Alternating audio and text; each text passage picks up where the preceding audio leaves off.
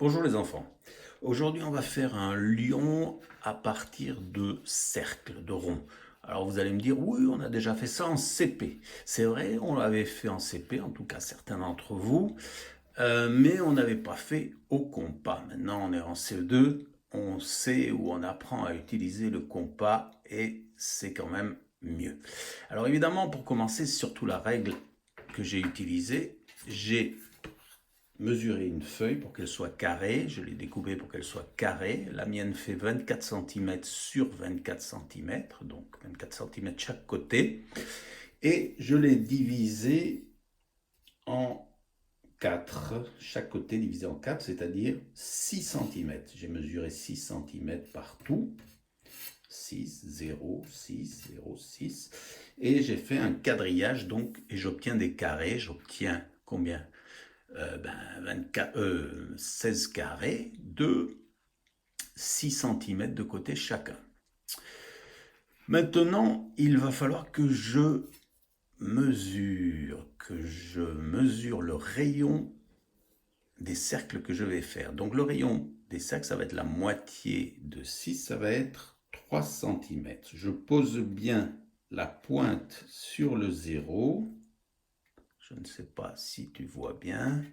La pointe sur le 0 de ma règle ou de mon équerre et j'écarte le crayon pour qu'il arrive exactement sur le 3. Voilà, donc j'ai un compas qui est ouvert de façon à faire des cercles qui vont rentrer exactement dans le carré. Voilà par exemple mon premier cercle. Alors, évidemment, tu as vu que je cherchais le centre du cercle. Je le cherchais un petit peu au hasard, à l'œil. Il y a une méthode si on veut trouver le centre d'un cercle dans un carré, c'est de tracer les diagonales. Par exemple, en faisant ceci d'abord.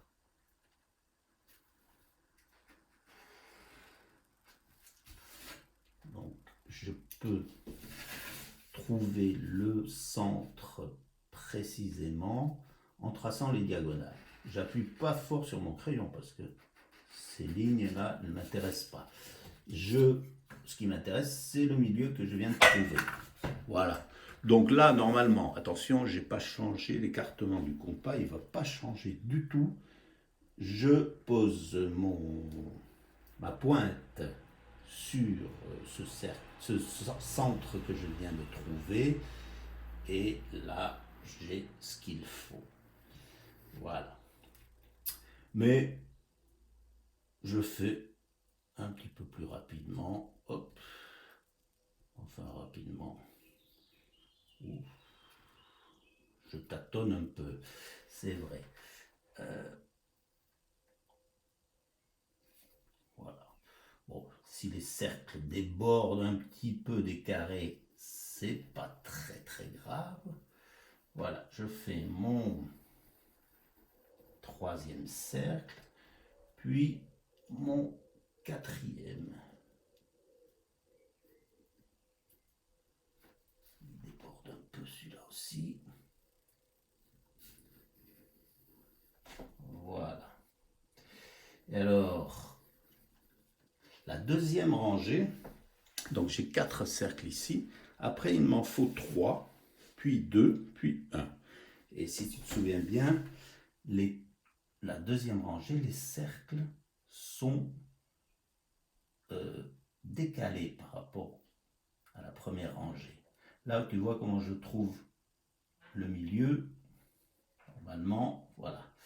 Et je vais faire mes 3 cercles suivants comme ceci, en me posant cette fois-ci sur les lignes du quadrillage.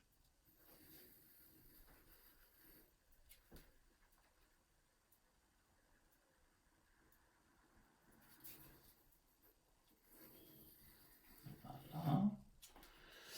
La troisième rangée, il n'y a plus que 2 cercles à faire qui, eux, vont être en plein dans le carré. Hop.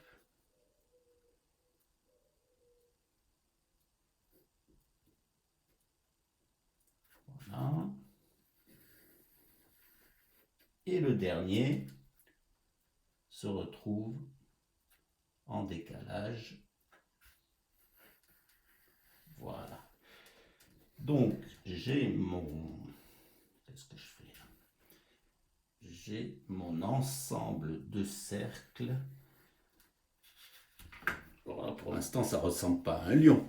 Mais si je décide que les yeux sont là, voilà par exemple, hop, on va dire que c'est l'œil du lion ou du tigre.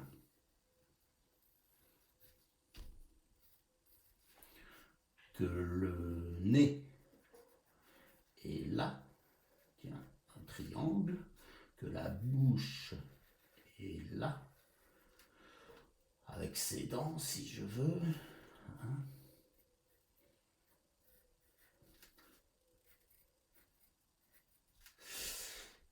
Que les oreilles sont là. Alors là, j'aurais pu reprendre le compas pour faire un cercle plus petit avec le même centre.